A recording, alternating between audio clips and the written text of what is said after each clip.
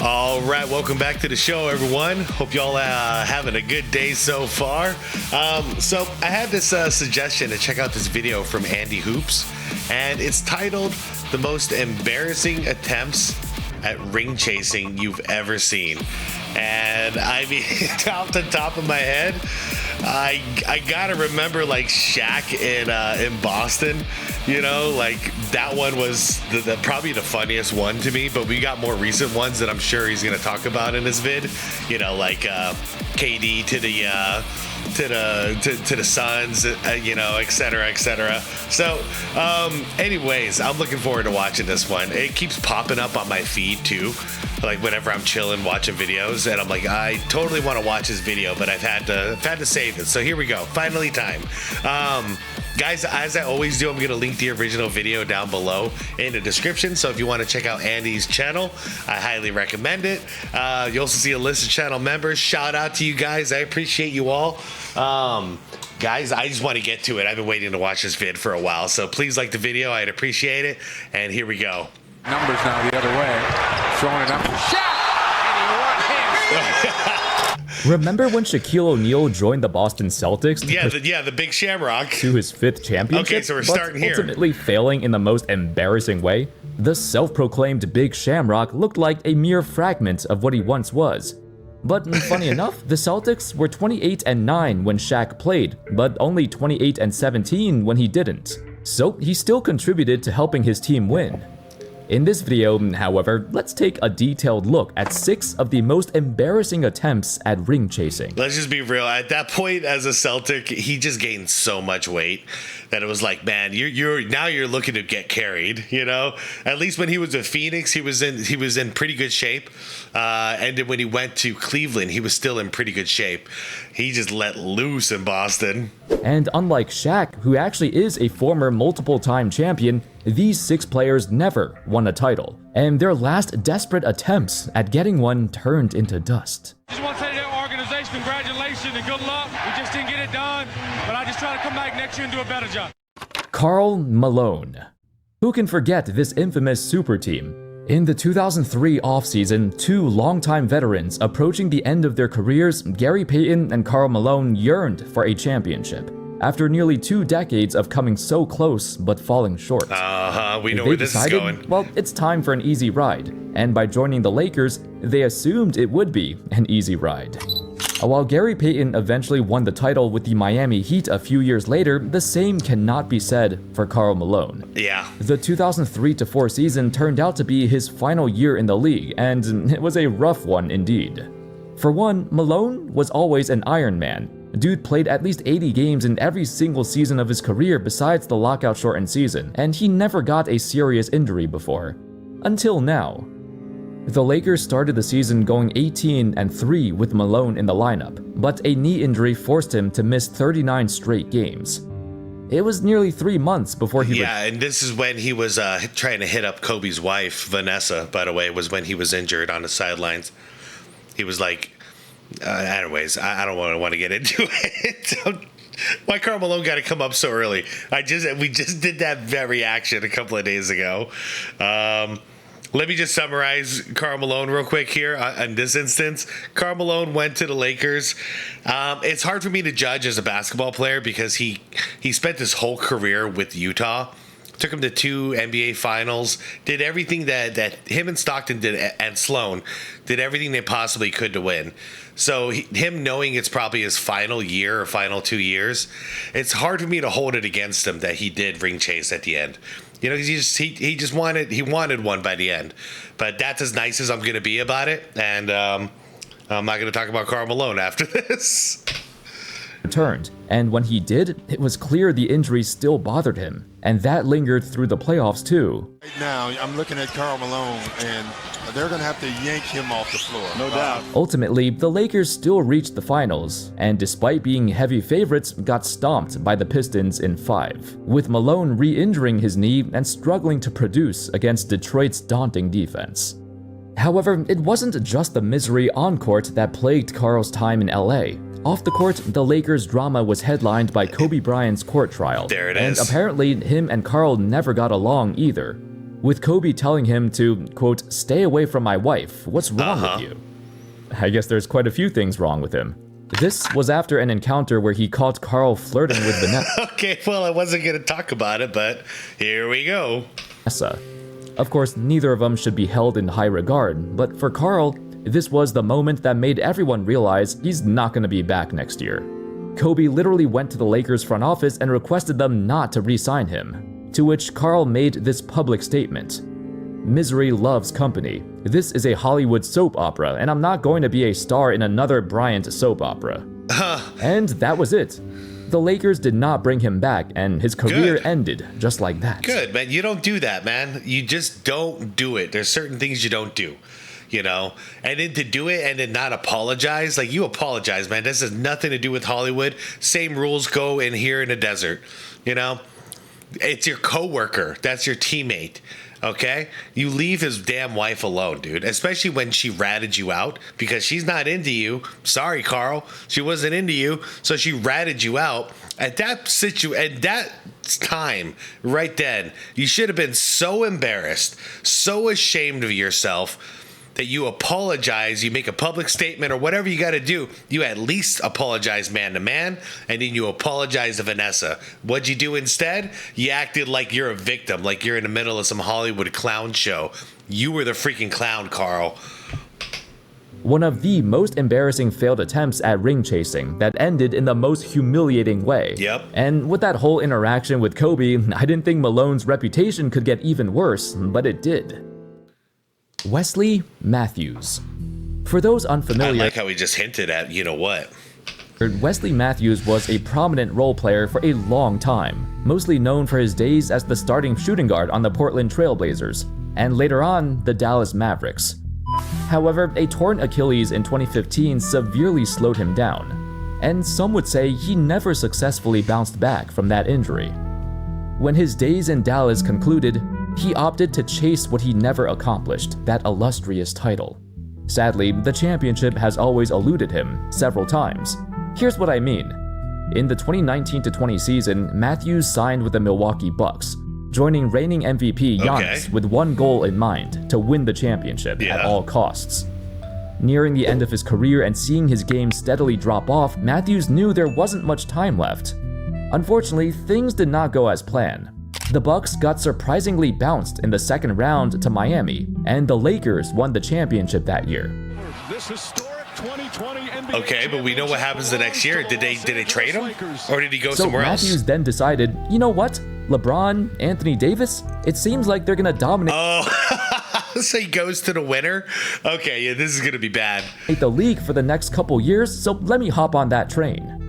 In the 2020 offseason, Matthews signed with the defending champion Lakers. So by ring chasing, you actually missed your opportunity to successfully ring chase because the Bucks just won. Yeah. To try again for the title. Yet in the same season he joined, the Lakers fell apart with injuries. Bron and AD both missed about 30 to 40 games each, so Matthews found himself in a situation where winning the title seemed far out of reach. He also had the worst year of his career. Hilariously, the Bucks won the championship in 2021. So now he regrets leaving and went back to Milwaukee to try and win again. What? In the 2021. What is this story? I didn't know about this. He went to the Bucks 1 year too early, went to ring chase in LA. The Bucks win the championship. And now he's going back to Milwaukee. Off-season, he returned to the Bucks, and lo and behold, they get knocked out of the second round. This is embarrassing. Classic series between two. How is this not the worst? Basically, he joined the Lakers after they won the title, and the Bucks before and after they won the title. Yet he ended up with nothing to show for it, but wasting away the final years of his career. Matthews ultimately gave up on his ring-chasing journey and spent his final days in Atlanta warming the bench. Damn. Call it bad luck, call it a futile attempt or several futile attempts, he was inches away from getting his ring twice. But his timing was just slightly off. I mean, I'd say if you're going to ring chase, you can't just go 1 year and assume you're going to win a championship in 1 year. So that, I don't know what he was trying to do there. Griffin. The latter part of Blake Griffin's career can only be described as forgettable. Yeah. On the Pistons, he was forced to undergo 2 different surgeries on the same left knee that's been ailing him for years. And ever since then, Griffin was no longer capable of being the first or second option or even a starting caliber player anymore. From having arguably his best season ever in Detroit to having his contract bought out a year and a half later, his fall from grace was, just like that, heartbreaking. One moment, it looked like he could become Detroit's savior, and he truly wanted to revitalize the city to its former glory. The next moment, he can't even play anymore. So he figured with his career dwindling away quickly and without a championship to his name, all that was left was to go after that title. So he signed with the absolutely loaded Brooklyn Nets, a team that sported Kevin Durant, James Harden, and Kyrie Irving. Yep, they I had no remember other this. goal in mind but to compete for the championship. And the irony is like the last, the last like half of a season I saw him in Detroit. Actually, the last season I saw him with Detroit, he wasn't dunking anymore. He was taking jump shots. Then he goes to Brooklyn, and he's dunking again, dude. Like, look right here, he's flying again. Griffin receiving a standing ovation for the Hustle Club. Griffin actually played a significant amount of minutes in the playoffs. Yeah, he did. 27 minutes a game, and he had some phenomenal games against the Bucks, putting in his best efforts to complement the other superstars. Sadly, it wasn't enough. As the Nets were favored to reach the finals, they faltered in the second round, a phrase that Griffin has heard way too many times.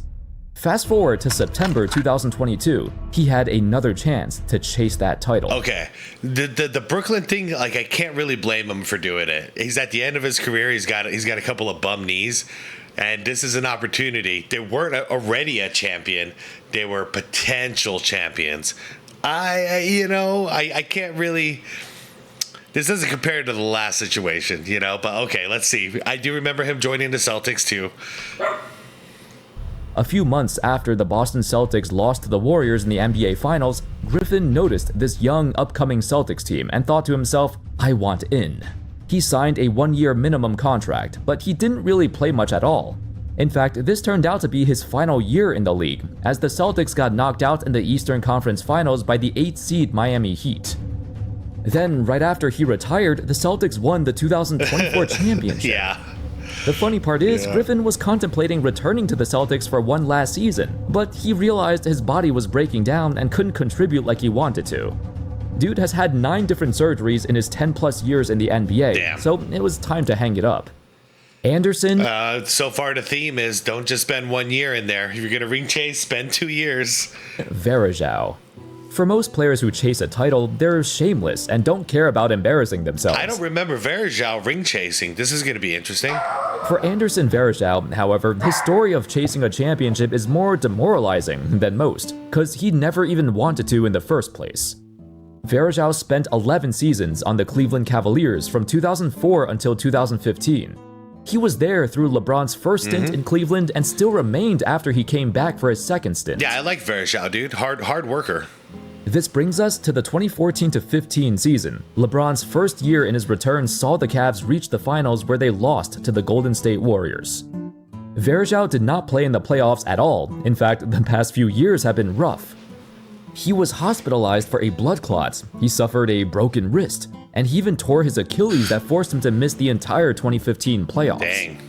The season after, Varejao's role on the team greatly diminished, and the Cavs traded him to Portland, where he'd get waived. Ouch. Upon clearing waivers, Varejao shockingly signed with the Warriors. I mean, maybe it's not shocking, because he realized his career was coming to a close. So he might as well try to snatch the first ring of his career. Except, we all know— I was going to say, at this point, I'm on board. I'm on board with his decisions. He dedicated his career to Cleveland. They no longer had room for him. So he's like, screw it. I'll sign wherever I want. And at that point, he's probably thinking, I only got a couple years left. Let's go win a ring. what happened in 2016. It's over! Cleveland is a city of champions once again! That sucks. Varejao lost in 2015 as a Cavalier to the Warriors. Then he lost in 2016 as a Warrior to the Cavaliers. Because he was technically part of the Cavs' 2015-16 roster at the beginning, the team still offered him a ring, but he felt it was wrong to accept it. What hurt him more wasn't missing out on a championship, but the Cavs trading him away mid-season, after being with the team for over a decade. He was visibly upset and took a long time to get over it. For the Cavs, it was a trade they had to make. This was actually a 3-team trade which saw Channing Frye arrive to Cleveland. Yeah, they did have to make that trade. He played a major role in their playoff run for his ability to shoot threes as a 7-footer. He fit much better on this version of the Cavs than Varejao did. Okay, I feel bad as hell for Varejao in this one. I just feel bad for him because he got traded, right? You're right. Damn, man, that just hurts. That's gotta hurt. That's gotta always sting. You got that close so many times with the same team and dedicated yourself, and then the season that they win is the season that they trade you, and you're on the opposite side of that, losing to the team that you dedicated your career to. I feel bad for Varejao, guys. Chris Paul. Okay. You know, you could argue CP3 tried to chase for a title multiple times, heck, even when he joined James Harden in Houston, but he was also a major piece for the team, so I don't think that counts. But I do think his lone season in Golden State fits the criteria. Upon his arrival in 2023, he made his intentions clear. He wanted to join a team with an established winning culture.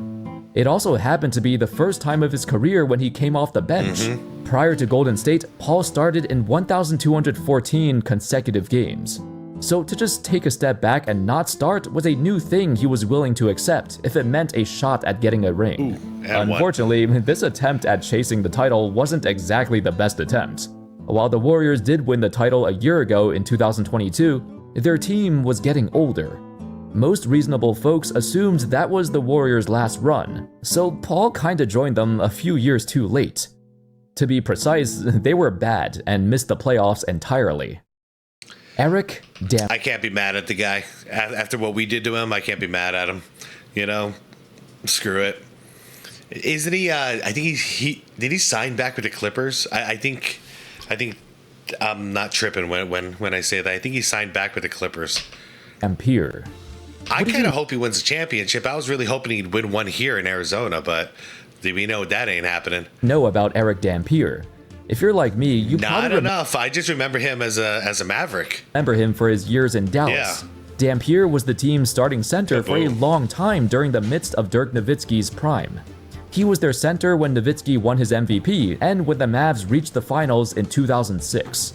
In the playoffs, however, he was quite ineffective. Actually, he lost his starting spot to Sagana Diop, who played with much more effort.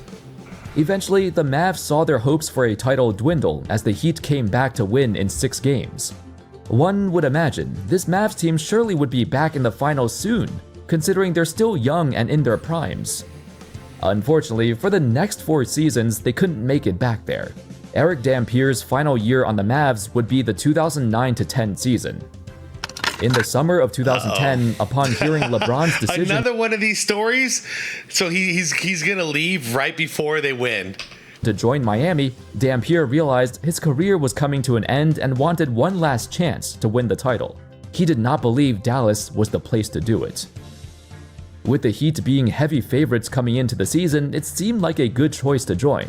Little did he know, that would also be the same season the Mavs ignited a fairy tale run to the finals. Wait, Erick Dampier joined the Heat? He was on the bench? I don't remember him there.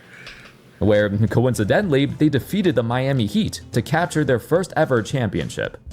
With Erick Dampier watching from the bench as he witnessed his former team clutch it out in spectacular fashion.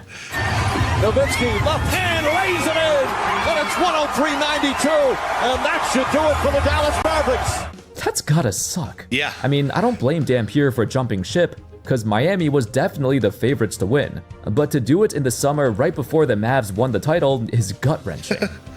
Then again, you could also say if the Mavs never replaced him with Tyson Chandler, they wouldn't have won in the first place. I figured it was so Chandler. Dampier leaving might have been a blessing in disguise. And those were 6 of the most embarrassing failed attempts at ring chasing in NBA history. Let me know in the comments, can you think of any other players who also failed at ring chasing in a very embarrassing way? Anyway, I hope y'all enjoyed the video. Thank you all so much for watching, and of course, as always, I'll see you next time. Peace. All right, that was a lot of fun. So the one thing I was expecting, it was not even on the list, but it was addressed as this is what we're talking about when like Shaq did something like this. That's the premise, is stuff like this. Oh man, I can't believe about the Erick Dampier thing, man. That is shocking. I didn't even realize it. Like, I didn't get the irony or anything like that. Maybe I saw him on the bench, but I didn't realize. Man, but he got traded, right? So it's not. Is that ring chasing? If he got traded, because unless I missed it and they bought out his contract. If they bought out his contract and as a free agent he signed with Miami, that's really bad, man. Let me know in the comments if I happen to miss that part. Either way, just the bad luck.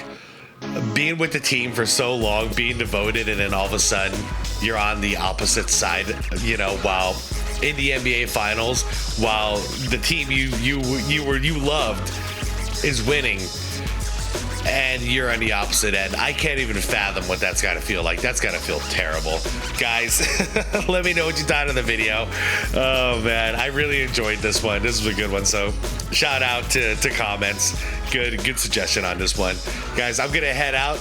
I will see you all in the comments, and then I'll see you in the After Dark, all right, you guys? So like the video, subscribe to the channel if you want more content like this, and most importantly, it's the Be Water, my friends.